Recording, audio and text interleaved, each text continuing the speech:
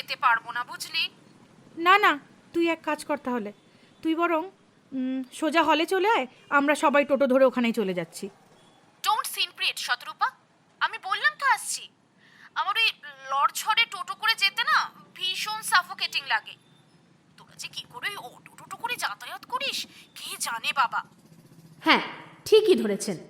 সবসময় এইভাবেই নিজের টাকা পয়সার অহংকার জাহির করে থাকে সোহিনী। তবে এই স্বভাবটা কিন্তু ওর এই বছর 2 আগেই শুরু হয়েছে।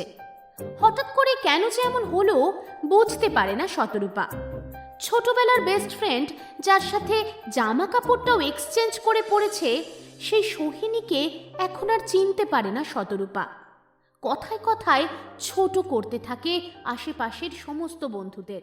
সম্পূর্ণ গল্প শোনার জন্য লাইক করুন, কমেন্ট করুন আর সাবস্ক্রাইব করুন ভালোবাসার মরশুম চ্যানেলকে।